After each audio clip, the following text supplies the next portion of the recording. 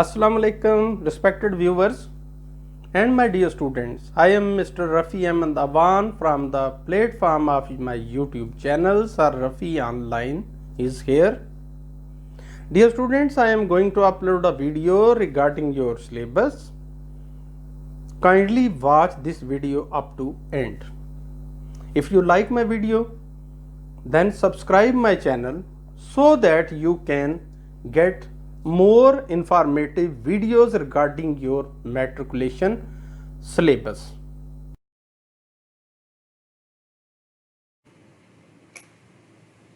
यहाँ पर इस थ्योरम में सबसे पहले तो हम इस चीज को लिखते हैं अ लाइन सेगमेंट। अगर लाइन सेगमेंट दिया गया है तो हम इस लाइन सेगमेंट को यहाँ पर ड्रा कर लेते हैं। ये लाइन सेगमेंट ड्रा हो गया।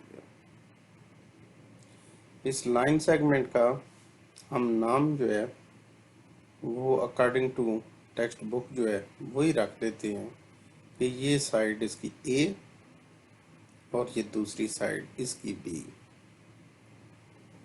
लाइन सेगमेंट के बाद ये वर्ड जो स्टेटमेंट में लिखा हुआ है ये देखें, एनी पॉइंट। अब any point equi distant from the end points, यानी ए और बी से एक पॉइंट दूर बनाएं इस तरीके से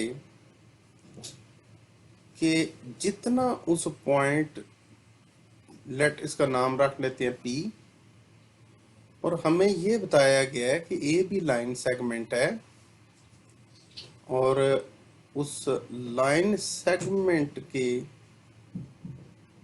ऊपर एक पॉइंट पी है और इस पॉइंट की ये क्वालिटी है कि जितना डिस्टेंस उसका ये ए से है एग्जैक्टली सेम उतना ही डिस्टेंस बी से है।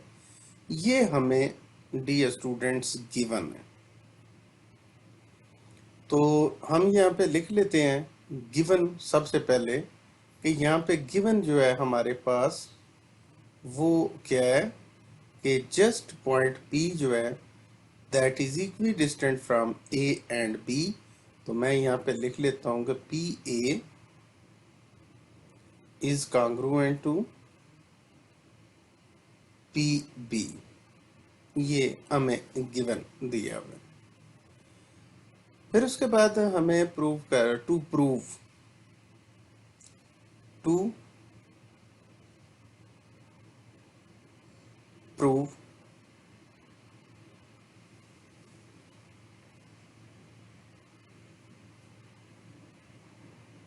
प्रूव ये करना है कि point P is on the right bisector. Right means making 90 degree right. Bisector of AB line segment। हम इसके लिए थोड़ी सी कंस्ट्रक्शन जो है वो कर लेते हैं। कंस्ट्रक्शन हमारी डियर स्टूडेंट्स ये होगी, जो कंस्ट्रक्शन है वो मैं करने जा रहा हूँ इस थ्योरम के लिए। कंस्ट्रक्शन में आधा काम हमारा हो जाएगा। कंस्ट्रक्शन में क्या है कि मैं ए बी का मिड पॉइंट फाइंड करके, ये ए बी का मिड पॉइंट, इसको मैं नाम दे लेता हूँ सी का, और इसको मैं ज्वाइन कर देता हूं सी को पी से। अब डियर स्टूडेंट्स ये पी सी जो ग्रीन कलर का लाइन सेगमेंट है, पी पॉइंट तो इसके ऊपर ही है, और हमें इस ग्रीन लाइन को अगर ये हमारी राइट भी प्रूव हो जाए और बाइसेक्टर भी प्रूव हो जाए, तो PC अगर राइट बाइसेक्टर प्रूव हो जाए तो P पॉइंट तो ऑलरेडी PC के ऊपर ही है, वो प्रूव हो जाएगा। पॉइंट P जिस ग्रीन लाइन के ऊपर है, हमने इस ग्रीन लाइन को प्रूव करना है राइट एंड और बाइसेक्टर भी।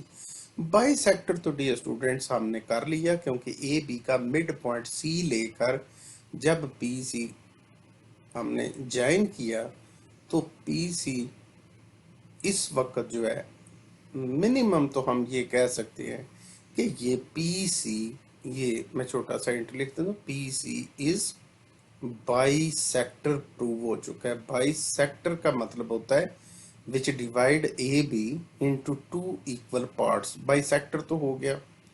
The only remaining portion is कि क्या पी सी जो है उसका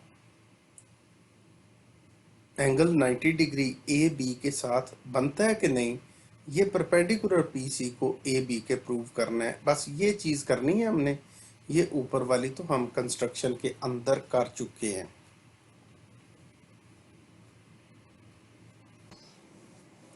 कंस्ट्रक्शन में हम लिखते हैं जॉइन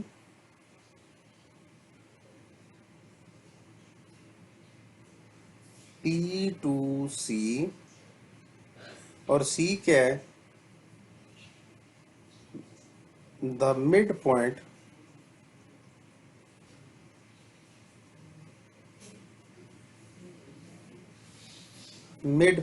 ऑफ ए बी।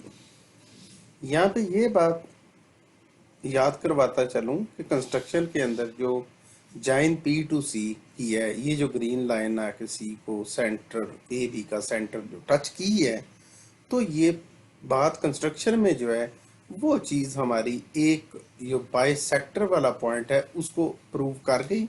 यानी ये काम तो हमारा क्लियर हो गया। हमें सिर्फ किसी तरीके से ये एंगल और ये वाला, ये दो एंगल्स जो हैं इनको 90 डिग्री प्रूव करना है। उसके लिए हम स्टार्ट करने लगे हैं। इस साइड पे लिखते हैं जी स्टेटमेंट्स,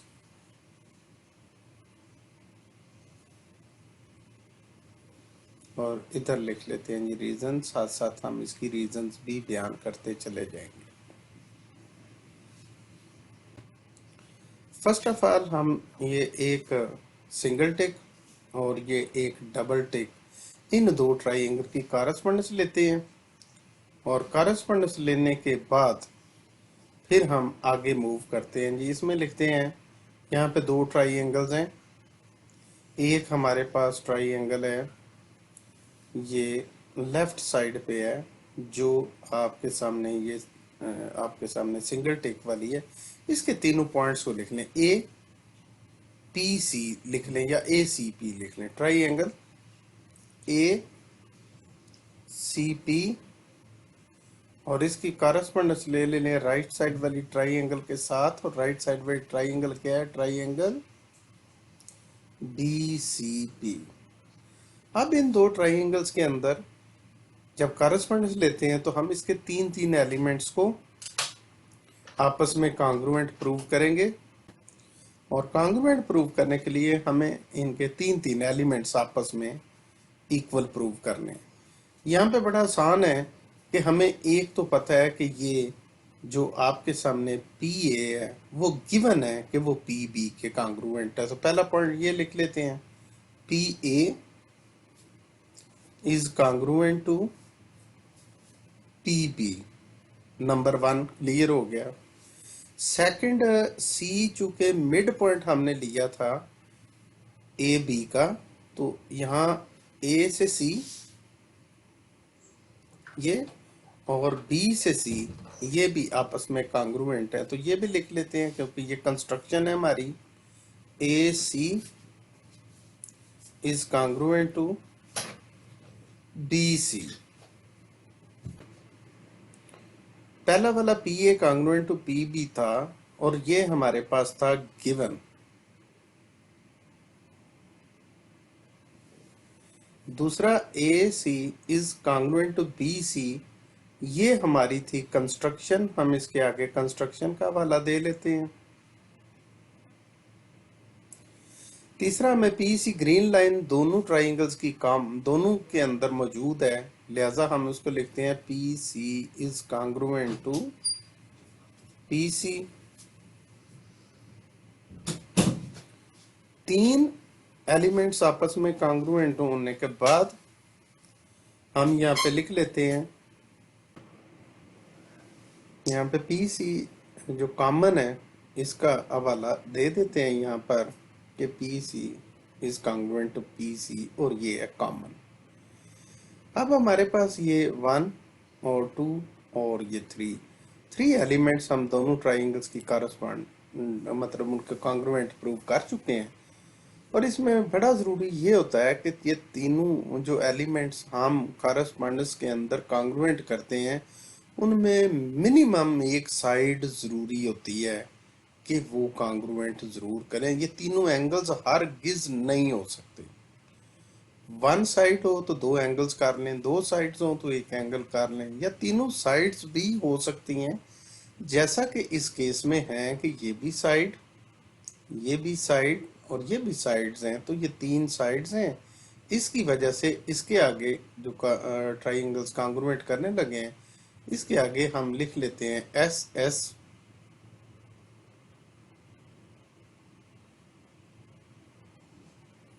पोस्टुलेट। तो जब हम मतलब 3 एलिमेंट्स को कॉन्ग्रुएंट करते हैं तो ये ऊपर का जो फर्स्ट स्टेप में ट्राइंगल जिनके आपस में ये कॉन्ग्रुएंसी का साइन है, उनको अब हम लिख सकते हैं triangle A C P is now congruent to triangle B C P. जब 3 एलिमेंट्स कॉन्ग्रुएंट हो जाएं तो फिर ट्राइंगल्स कॉन्ग्रुएंट होती हैं, और जब कॉन्ग्रुएंट हो जाए तो बाकी रिमेनिंग 3 जो इसके एलिमेंट्स अभी तक जिनका डिस्कशन नहीं हुई वो ऑलरेडी अब कंफर्म्ड कॉन्ग्रुएंट हो चुके हैं। लेकिन उन 3 को हम नहीं लिखेंगे, हमारा मिशन सिर्फ और सिर्फ एक के साथ है, और वो ये जो एंगल्स 90 प्रूव करने हैं ना, ये वाले हम सिर्फ इनका टारगेट लेते हैं। ये दो जो ये एंगल्स हैं, अब हमें पता तो ये चल चुका है कि ये वाला एंगल इसके कॉन्ग्रुएंट है, ये ए वाला बी के कॉन्ग्रुएंट है, और ये दोनों एंगल्स अब आपस में भी कॉन्ग्रुएंट हो चुके हैं। अब हम इन्हीं को लिखेंगे, ये हमारे लिए ज़रूरी है। तो ये लेफ्ट वाला एंगल है, ये वाला, इसका नाम या तो लिखेंगे ए सी पी या लिखेंगे पी सी ए। इसके अलावा हमारे पास कोई ऑप्शन और नहीं है। तो मैंने लिखने लगा हूँ angle A C P left side वाला, और दूसरी साइड पे हल्का सा टिक भी लगा देते हैं। इस एंगल का नाम भी बी सी पी या P C B, C centre में होगा एंगल बी सी पी। ये जब डियर स्टूडेंट्स दो एंगल्स आपस में आपको कॉन्ग्रुएंट नजर आ जाते हैं तो इन एंगल्स के एक तो एंगल्स कॉन्ग्रुएंट हो गए। दूसरा, अगर मैं आपको दिखाऊं कि ये स्ट्रेट लाइन के एक तरफ को जो दो एंगल्स बनते हैं उन दोनों का सम 180 डिग्री होता है। तो हमें पता है कि ये एंगल और ये एंगल दोनों को प्लस करें तो स्ट्रेट लाइन पे एक साइड पे बनने वाले एंगल्स जो होते हैं सप्लीमेंट्री होते हैं। तो मैं इन एंगल्स को लिखता हूँ, ये ए सी पी और दूसरा ये बी सी पी। इनको मैं ज़रा वाज़ेह सी टिक कर देता हूँ आपके सामने।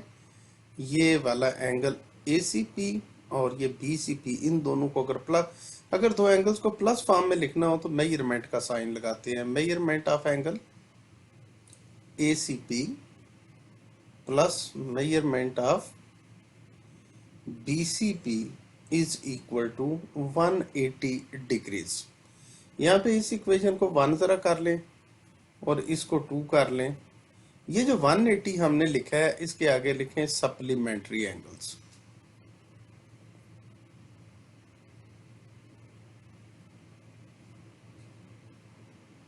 सप्लीमेंट्री एंगल, स्ट्रेट लाइन के एक साइड पे बनने वाले दो एंगल जो हैं सप्लीमेंट्री है उनका साथ। यहाँ पे अगर इन दो जो लाइंस हैं लास्ट वाली, ये मैं इनको जरा थोड़ा सा, ये वाली दो ये क्लियर कट बताती हैं कि अगर आपके सामने इक्वेशन 1 में फॉर एग्जांपल मुझे को कहता है कि मेरी मुट्ठी के अंदर जो है ना, मैं कहता हूँ कि जितने पैसे एक मुट्ठी में हैं उतने ही दूसरी मुट्ठी के अंदर हैं, ये भी पता हो, और जब साथ को बता दें कि दोनों का सम जो है वो 180 है, तो मेरा ख्याल है आप लोगों के लिए उसको डिटेक्ट करना कोई मुश्किल काम नहीं है कि दो मुट्ठियों में मेरे पास पैसे हैं और बराबर भी हैं और दोनों को मिला के 180 भी हैं, तो जाहिर सी बात है कि हर मुट्ठी में फिर 99, एक 90 दूसरी में भी 90 होंगे। तो यहाँ पे हम जो है वो लिख लेते हैं कि इन दो से जो हमें पता चला कि इसका मतलब ये हो गया कि measurement of ACP is equal to measurement of angle BCP is equal to 90 degree. यहाँ पे ये याद रखना है कि जब मेजरमेंट M का लफ्ज इस्तेमाल हो तो फिर कॉन्ग्रुएंट का नहीं, इक्वल का साइन लगाते हैं। तो ये मेजरमेंट ऑफ ACP और BCP is equal to 90 degree हो गए। जब ACP BCP 90 डिग्री हो गए तो यहाँ पे ये बात कंफर्म होगी कि now PC is perpendicular to AB। ये बात कंफर्म होगी कि PC जो ग्रीन लाइन है that is perpendicular to AB, और दूसरा AC is congruent to BC तो कंस्ट्रक्शन में हो चुका, AC is congruent to BC वो तो कंस्ट्रक्शन में हम कर चुके थे। तो यहां से ये पता चला कि P is on the, so point P is on the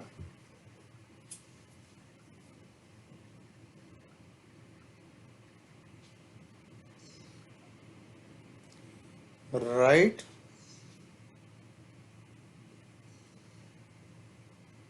bisector of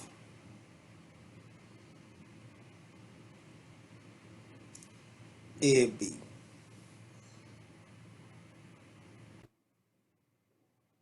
यहाँ पे PC परपेंडिकुलर टू जो AB लिखा हुआ है ये ऊपर वाली लाइन से आया है कि वो क्यों जी 90 डिग्री है, क्योंकि एंगल ACP भी इक्वल टू 90 डिग्री हो गया और मेजरमेंट ऑफ एंगल BCB भी इज इक्वल टू 90 डिग्री हो गया। और AC और BC आपस में क्यों है, ये हमने कंस्ट्रक्शन की थी।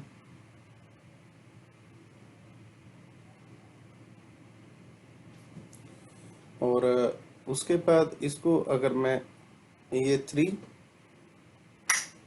और इसको 4 कर लूं तो इस 3 और 4 की वजह से ही मैंने लिखा है कि P is on the right bisector, तो इसको लिखेंगे फ्रॉम 3 and 4। सिमिलरली ये वाला जो दिखा था, ये वाला ये इक्वेशन 1 और 2 की वजह से लिखा था, इसके आगे छोटा सा लिख लेते हैं फ्रॉम इक्वेशन 1 and 2।